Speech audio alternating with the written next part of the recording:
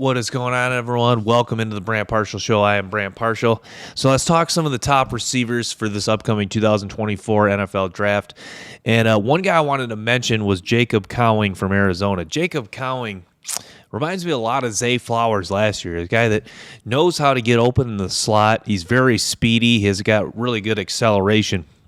He's just a very good natural hands catcher of the ball.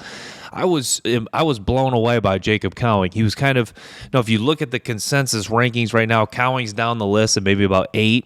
So I turned on the tape of Jacob Cowing, and I'm going, he was a guy that I didn't necessarily, wasn't really excited to watch, because you think, guy floor down the list from Arizona, de facto, maybe he's not that good, but you watch Cowing, you look at the stats, 1,000 yards the last 2 years, and then you watch him play, and you're like, man, this guy just gets it. He can win vertically, adjust to the ball. He can make catches on the sideline.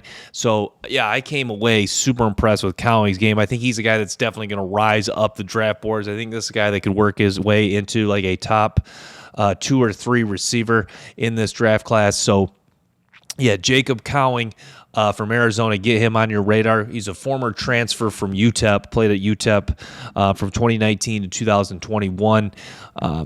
So, yeah, impressive guy, really good muscular build, lean body. Reminds me of Zay Flowers last year. Another guy, Antoine Juice Wells. I've talked about Juice Wells a lot. Really like all about Juice Wells' game. He's a really good all-around receiver, good hands. He knows how to get open. He's a guy that with his speed can stretch vertically. He's got fairly good size, too, about 6 foot, 6'1", well-built, about 200 pounds, muscular build, and a guy that's just very competitive.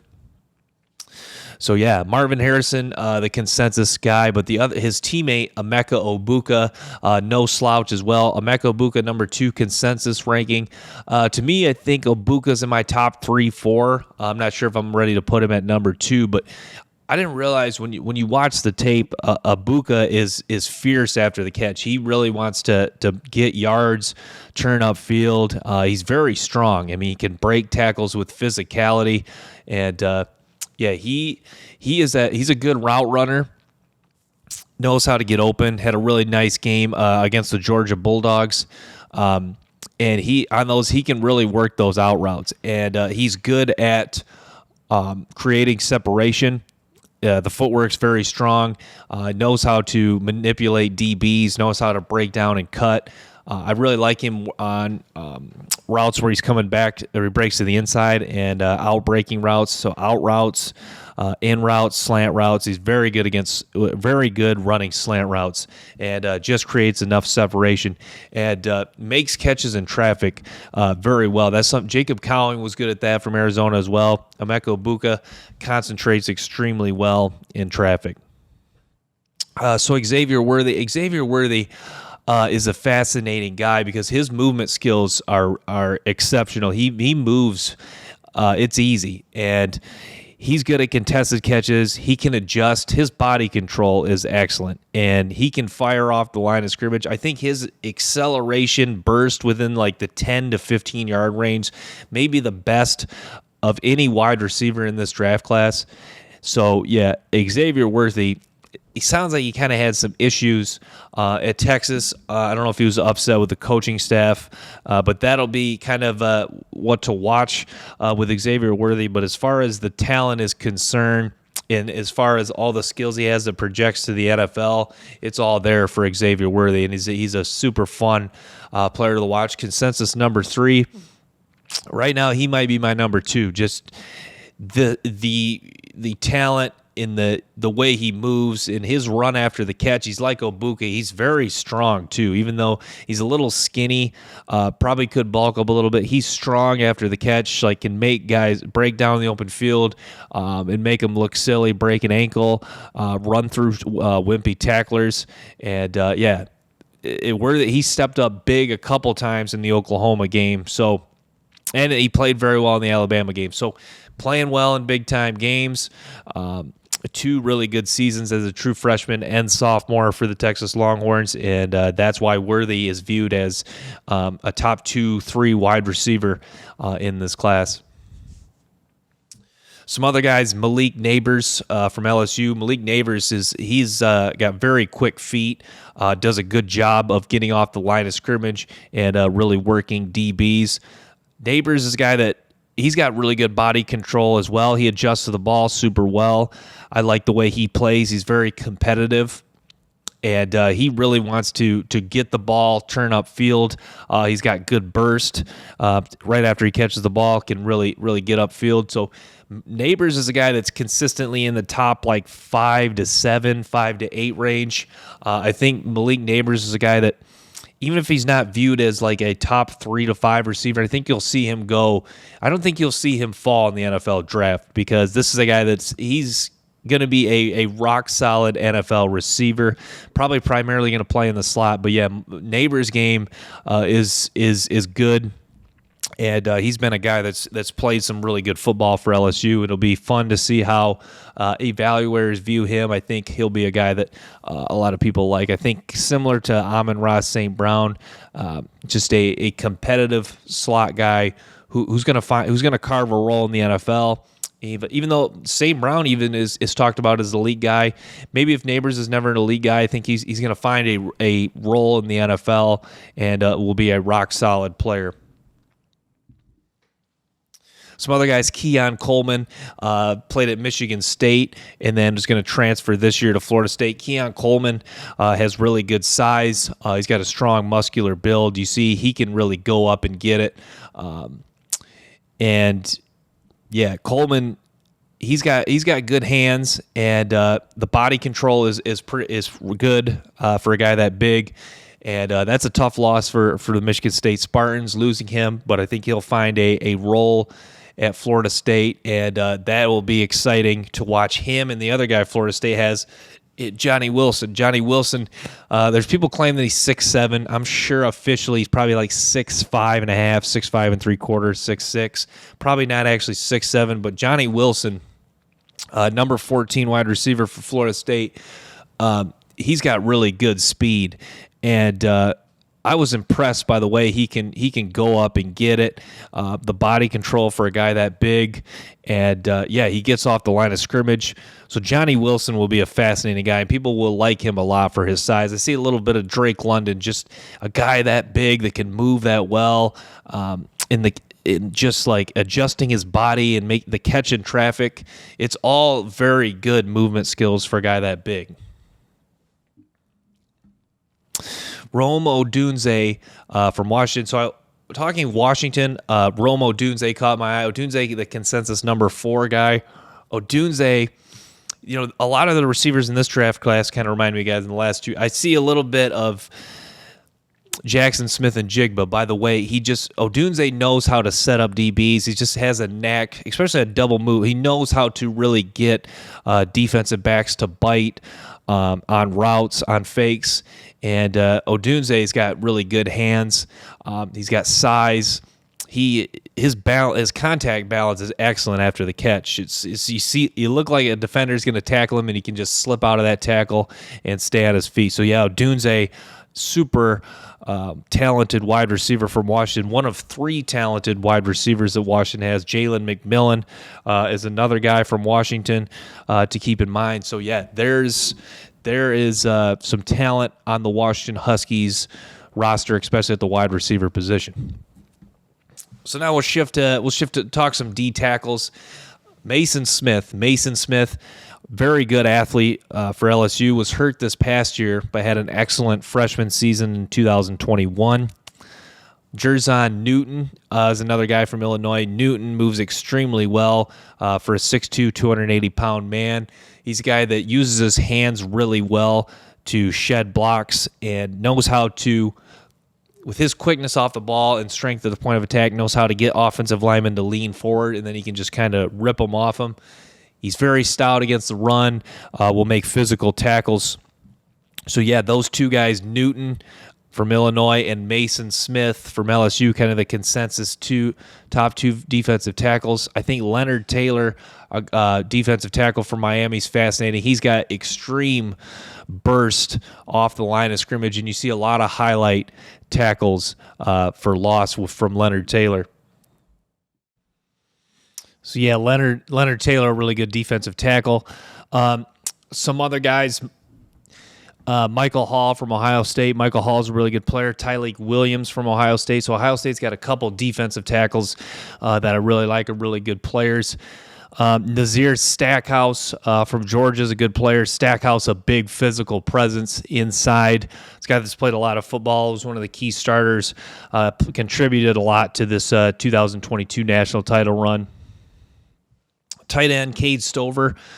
Cade Stover is a guy that stands out. Cade Stover is a big physical presence at tight end, 6'4", 251 pounds. Stover he's got really good hands, gets off the line of scrimmage well, and he does a good job of creating separation. Is a little too physical at times. I think he could get called for offensive pass interference in the NFL, but yeah, Stover is a guy who he's kind of like the kind of consensus number 2-3 tight end. But yeah, he'll be a guy that a lot of NFL teams like because he's a very good blocker, good run blocker, good pass blocker as well, So yeah, Stover, excellent tight end for Ohio State, who's been very productive the past couple seasons. And you saw him really step up in big games. This guy that can work the middle of the field. So yeah, I'm a fan of what Cade Stover can do. He'll be a guy to certainly watch at tight end. Jatavion Sanders from Texas. Jatavion Sanders, he's like Stover. He's a good all-around blocker. He does show some good effort. He's got good lateral movement. Guy that does a good job of getting in position to make a block when he pulls. So yeah, Sanders is a really good player too. He's up there. He's a consensus number 2 tight end behind Bowers. Brock Bowers still the consensus number 1 tight end. Jaheim Bell, I actually watched his tape last year at South Carolina. Bell, a really good tight end too, who's going to have a chance to improve this year with the Florida State Seminoles as he will transfer there. So yeah, the tight end class looks pretty strong. Brevin Spann-Ford from Minnesota is another guy that I like. He got a nice skill set, athletic guy, shows some hurdling ability. Oronde Godson from Syracuse, he's an athletic guy, a guy that's got good body control, can adjust well, makes a lot of back shoulder catches. So he's certainly a guy to keep on the radar. So yeah, the tight end class really strong. Shifting to the cornerback class, we'll talk Denzel Burke. Denzel Burke is very sticky in coverage, and he's really good in man-to-man. So some of the top offensive tackles for the 2024 draft, one guy is Joe Alt from Notre Dame. Joe Alt plays very strong. He's got super strong upper body. I'm a fan of Joe Alt's game. I think he's a really good all-around tackle. I think he moves pretty well.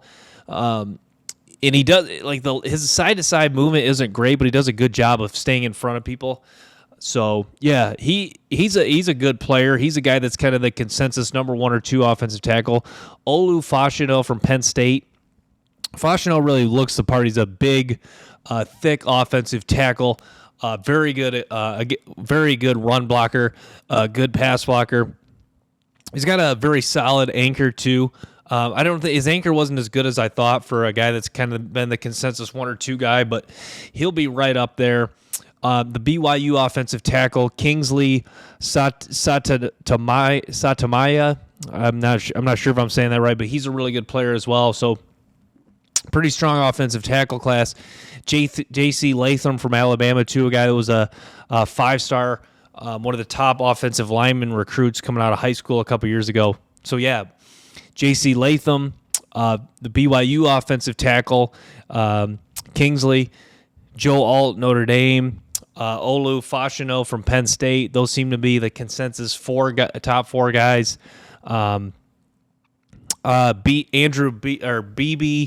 Beebe from Kansas, Cooper Beebe, from Kansas State's a really good player too. Played some guard. Looks like he's going to move to tackle this year. So yeah, there's talent.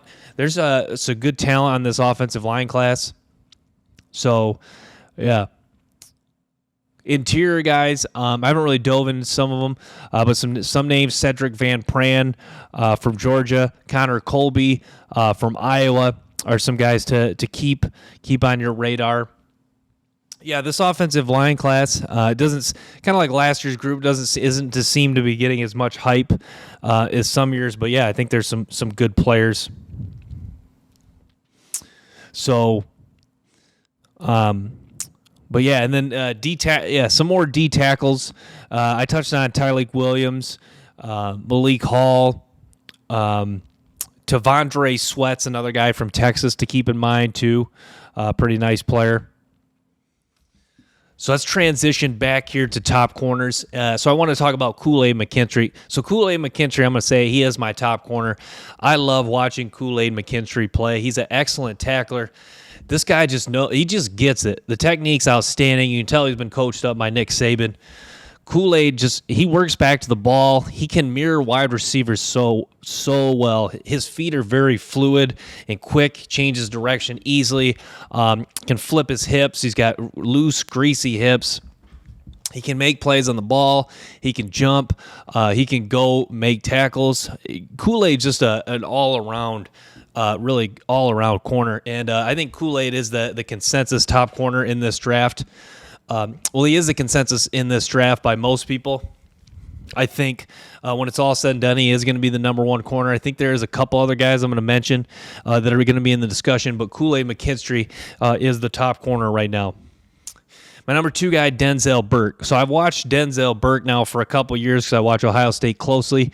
Being a Michigan fan, being in Big Ten country, I watch Ohio State more often, and Denzel Burke's got it. He's got what it takes to be an NFL corner. Like they've touched, he is regarded as one of the top Ohio State corners, one of the next great ones. And Denzel Burke, he's got a strong, muscular build. He's pretty thick, lower and upper body. He's fairly lean.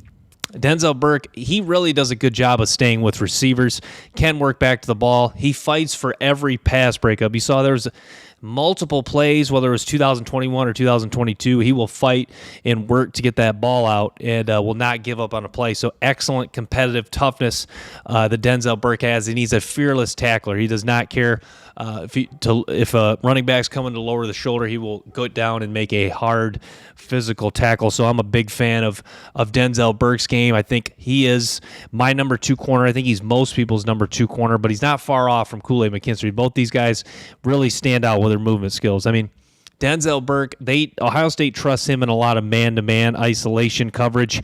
Same with Kool-Aid McKinstry. And, so Denzel Burke, really good corner too. And him and Kool-Aid are my top two guys.